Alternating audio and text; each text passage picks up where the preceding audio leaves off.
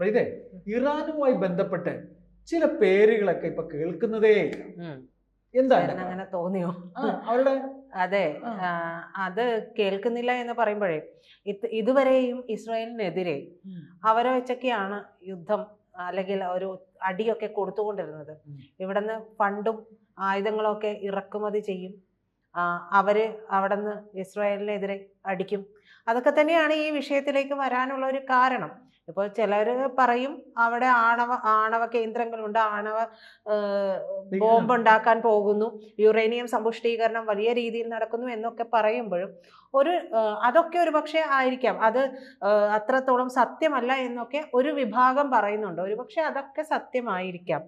എന്നിരുന്നാൽ പോലും ചേട്ടൻ ശ്രദ്ധിച്ചിട്ടുണ്ടാകും, ഈ നമ്മുടെ മാധ്യമങ്ങളൊക്കെ എഴുതുമ്പോൾ പറയും October 7 ആക്രമണത്തിന് ശേഷം.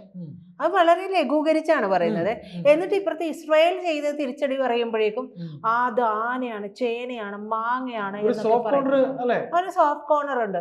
അതെന്താണ്? അവരൊക്കെ പോരാളികളാവുകയും ഇസ്രായേൽ സ്വന്തം പിടിച്ചു നിൽപ്പും. ഇപ്പൊ ചേട്ടാ, ഇപ്പൊ ഒരാൾ നമ്മളെ അടിക്കുന്നു, നമ്മൾ ആദ്യമൊക്കെ ക്ഷമിക്കുമായിരിക്കും, ഇനി അടി കൊണ്ടത് എന്താന്ന് പോലും അറിയാൻ പറ്റാത്തവരാണ്. പക്ഷെ പിന്നെയും പിന്നെയും അടിച്ചുകൊണ്ടിരിക്കുകയാണ്. നമ്മുടെ നിലനിൽപ്പിന് ഭീഷണിയാവുന്ന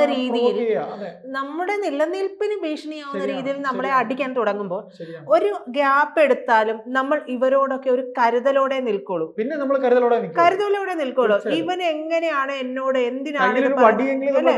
അതെ, പുറകെ കരുതൽ അത് സ്വാഭാവികമാണ്. അത് മനുഷ്യന്മാർ അങ്ങനെ തന്നെയാണ്. അതെ, സഹജമാണ്, അതങ്ങനെ തന്നെയാണ്. അപ്പൊ അത്തരത്തിലുള്ള ഒരു രാജ്യം, ആ രാജ്യത്തിനെ ആദ്യം മുതലേ അടിക്കുന്നില്ല. ഇതാരും ഇതൊന്നും പറയില്ല.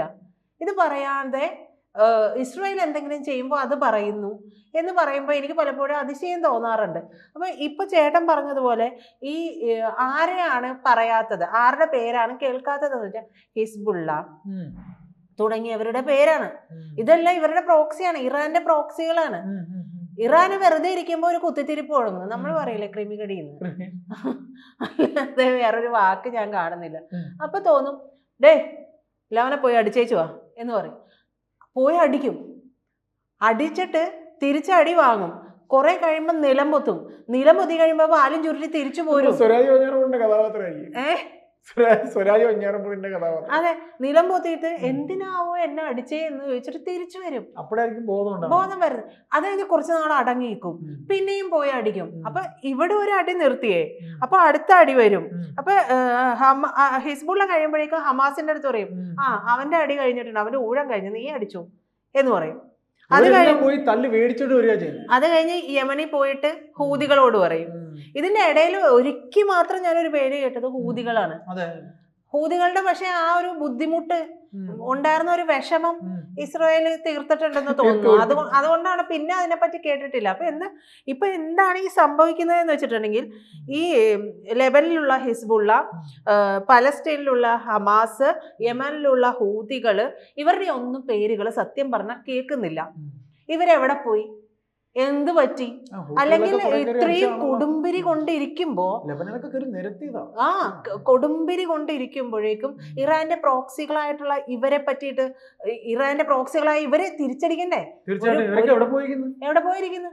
അതാണ് മനസ്സിലാവാത്തത്. അപ്പൊ ഇവരെ കുറിച്ചൊന്നും യാതൊരു വിവരവുമില്ല. സത്യം പറഞ്ഞാൽ ഇസ്രായേൽ ഇതിനെയൊക്കെ അടിച്ചു നിരപ്പാക്കി എന്ന് പറയാൻ പറ്റും. അല്ല, ഒരു എന്താ പറയാ, ഞാഞ്ഞൂളും തല പൊക്കി വന്നപ്പോൾ ഈ ഞാഞ്ഞൂളുകളെ അടിച്ചിട്ടിട്ടാണ് ഇസ്രായേല് ഇറാന് നേരെ പണി തുടങ്ങുന്നത്. അതിൽ വളരെ ബുദ്ധിപരമായ ഒരു കളി ഇസ്രായേൽ നടത്തിയിട്ടുണ്ടെന്ന് വേണം പറയാനായിട്ട്. കാരണം എന്താ വെച്ചിട്ടുണ്ടെങ്കിൽ, അതെ, അപ്പൊ ഇറാന് നേരെ ഇസ്രായേൽ ഓങ്ങി വെച്ചിരുന്നതാണ്.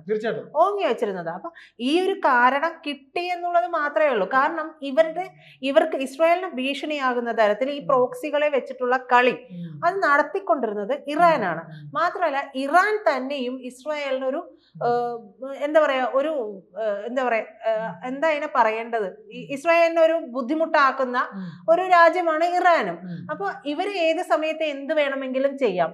ഇപ്പൊ ഈ പറയുന്ന യുറേനിയം സമ്പുഷ്ടീകരണം, ഫലത്തിൽ അണുബോംബ് ഉണ്ടാക്കിയിട്ടുണ്ടെങ്കിൽ ഇറാന്റെ തലവേദനയാണ് എന്നുള്ളതാണ്. അപ്പോ ഈ അണുബോംബ് ഉണ്ടാക്കിയിട്ടുണ്ടെങ്കിൽ മിക്കവാറും ഇറാൻ ആദ്യം കൊണ്ടുവന്ന് ഇടുന്നത് ചിലപ്പോ ഇസ്രായേലിലായിരിക്കും. അത് ഇസ്രായേലിനെ സംബന്ധിച്ച് എന്നും ഒരു ഭീഷണിയാണ്. ആകെ ഇത്തിരി പോകുന്ന ഒരു രാജ്യമാണ്. അതിൽ കൊണ്ടുവന്ന് ഇട്ടിട്ട് പിന്നെ അടിക്കാന്ന് പറഞ്ഞു കഴിഞ്ഞിട്ടുണ്ടെങ്കിൽ ഒരെണ്ണെങ്കിലും ബാക്കി ഉണ്ടെങ്കിലല്ലേ എന്ത് പറയാനാ, മൊത്തം പുകയായിരിക്കും. അതെ. അപ്പൊ ഇതൊക്കെയാണ് വിഷയം.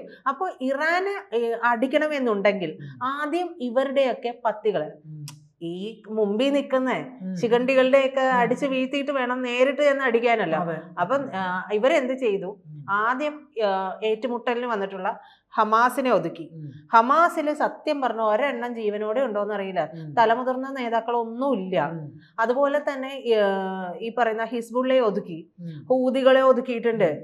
മാത്രമല്ല, കൂടാതെ ഇപ്പൊ ഇതിനകത്ത് പറയുന്നത് ഇതിലൊക്കെയുള്ള സംഘടനയ്ക്കുള്ളിൽ വിഭാഗീയതയുണ്ട് എന്ന് പറയുന്നുണ്ട്. ഈ സംഘടനകൾക്കുള്ളിൽ തന്നെ വിഭാഗീയതയും ശക്തി ചോരലും ആഭ്യന്തര പ്രശ്നങ്ങളും ഒക്കെയും ഉണ്ടാകുന്നുണ്ട്. അപ്പൊ നിനക്കൊക്കെ വേണ്ടി ഞങ്ങൾ അടിച്ച് ഞങ്ങളൊക്കെ തന്നെ ചത്ത് മലച്ച്, ഇനി നീയൊന്നും പറയണ്ട, ഞങ്ങൾ ചെയ്യൂല എന്നുള്ള ഒരു അവസ്ഥയിലേക്ക് ഈ പറയുന്ന പ്രോക്സികൾ എത്തിയിട്ടുണ്ട്.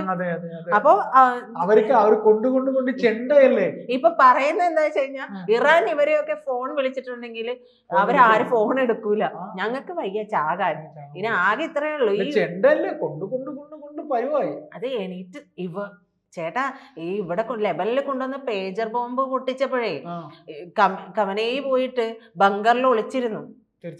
ലെബനിൽ പൊട്ടിച്ച പേജർ ഇറാനിലും പൊട്ടി. അപ്പൊ തന്നെ അതിലെ വ്യക്തമാണല്ലോ.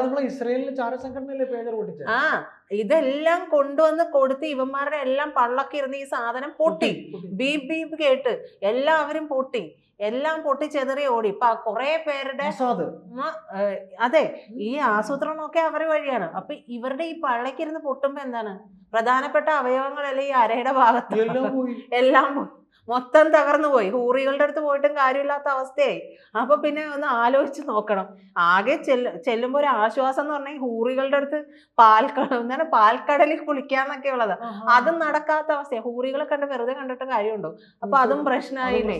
അപ്പൊ പിന്നെ മരിക്കാത്തവർക്ക് എന്താണെന്ന് വെച്ചാൽ ഇവിടുത്തെ ഈ അവയവങ്ങൾ ഉള്ളില് ഇന്നർ ഇതൊക്കെ പോയി കഴിഞ്ഞാൽ, ആന്തരികാവയവം പോയി കഴിഞ്ഞിട്ട് പിന്നെ ജീവിച്ചിട്ട് എന്താ കാര്യം? പാതി ജീവസ്റ്റവമായിട്ട് കിടക്കാണ്. അപ്പൊ ആളുകളുടെ എണ്ണയില്ല. അപ്പൊ അവിടെ പൊട്ടിയപ്പോഴേക്കും ഇവിടെ ഖമനേയിക്കും നെഞ്ചിൽ പൊട്ടി. കാരണം കുറെ ഞങ്ങൾ ഇങ്ങോട്ടും വരുത്തിയിട്ടുണ്ടല്ലോ. ഇതൊരു ഇതിന്റെ വേ ഇങ്ങനെയാണല്ലോ കിടക്കുന്നത്. അപ്പൊ അങ്ങനെയും പൊട്ടിയിട്ടുണ്ട്. അപ്പൊ അത് അങ്ങനെ പൊട്ടി. അങ്ങനെയുള്ള കുറേ കാര്യങ്ങൾ ഉണ്ടായിട്ടുണ്ട്. അപ്പൊ ഈ പോരാട്ടത്തിലെ ഏറ്റവും വലിയ ശക്തി എന്ന് പറഞ്ഞിട്ടുണ്ടെങ്കിൽ ഈ ലെബനിലെ പാരാമിലിറ്ററി ഗ്രൂപ്പായിട്ടുള്ള ഈ ഹിസ്ബുള്ളയായിരുന്നു. ഈ ഹിസ്ബുള്ളയ്ക്കാണ് ഈ ഒരു സംഭവമൊക്കെ ഉണ്ടായിട്ടുള്ളത്. അപ്പൊ 2023 മുതലുള്ള നിരന്തരമായിട്ടുള്ള ഇസ്രയേലിന്റെ ആക്രമണത്തിൽ അവര് ദുർബലരായിട്ടുണ്ട്. മാത്രമല്ല, ഇവരുടെ പ്രധാന നേതാവായിട്ടുള്ള ഹസൻ നസ്രല്ലയുടെ പല്ലൊക്കെ കൊഴിഞ്ഞു. കൂടാതെ ഹിസ്ബുള്ളയുടെ നിലവിലെ നേതാവ് നയീം ഖാസെം എന്ന് പറയുന്ന ഒരു ആളാണ്. അത് ഈ പുള്ളിയാണെങ്കിൽ എന്താണ്, ആയത്തുള്ള ഖൊമേനിയുടെ ഒരു ചിത്രമോ ഒന്നും പോലും, വാക്കുകളോ ഒന്നും പോലും അവരുടെ ഓഫീസിൽ അവരുമായി ബന്ധപ്പെട്ട സ്ഥലങ്ങളിൽ ഒന്നും വെച്ചിട്ടില്ല. നമ്മൾ പറയും സാത്താന്റെ ചിത്രം ഞങ്ങൾ വെക്കില്ല, നോ നോ എന്ന് പറഞ്ഞിരിക്കുകയാണ്. അപ്പൊ ഹമാസിന്റെ അവസ്ഥയും ഇതുപോലെ തന്നെയാണ്. കഴിഞ്ഞ 2 വർഷത്തെ കാലത്തെ യുദ്ധത്തിൽ പല പ്രധാന നേതാക്കളും ഒക്കെ മരിച്ചിട്ടുണ്ട്. ഇസ്മായിൽ ഹനിയയുടെ, യഹിയ സിൻവാറിന്റെ ഒക്കെ മരണത്തോടു കൂടി തന്നെ യുദ്ധരംഗത്ത് ഇനി അവരൊക്കെ അവശേഷിക്കുന്നുണ്ടോ എന്നുള്ള ഒരു സംശയം തന്നെയുണ്ട്. അപ്പൊ എന്തായാലും ഇറാഖിലുള്ള സ്ഥിതിയും ഇതൊക്കെ തന്നെയാണ്. പ്രധാനമന്ത്രി മുഹമ്മദ് അൽ സുഡാനി വാഷിംഗ്ടണുമായിട്ടും ടെഹ്റാനുമായിട്ടും ഒക്കെ സമാന സൗഹൃദമൊക്കെ സൂക്ഷിക്കുന്നുണ്ടെങ്കിലും ഇറാഖ് ഇപ്പോൾ ഒരു നിലപാടെടുക്കാനൊന്നും താല്പര്യപ്പെടുന്നില്ല. എന്തായാലും ഈ പറയുന്ന പ്രോക്സികളുടെ എല്ലാം കഥ കഴിച്ചിട്ടുണ്ട്. അതുകൊണ്ടാണ് അവർക്കിപ്പോൾ അനങ്ങാൻ പറ്റാത്തത്. ആരെങ്കിലും മുമ്പിൽ വന്ന് അടിയടാ അല്ലെങ്കിൽ വെക്കട വെടി എന്ന് പറയണല്ലോ, ആ പറയാൻ ആളില്ല. അപ്പൊ ഇവര് ഖമനേയി വിളിച്ചിട്ടുണ്ടെങ്കിൽ ഈ പറയുന്ന നേതാക്കൾ ആരും ഫോൺ എടുക്കുകയില്ല.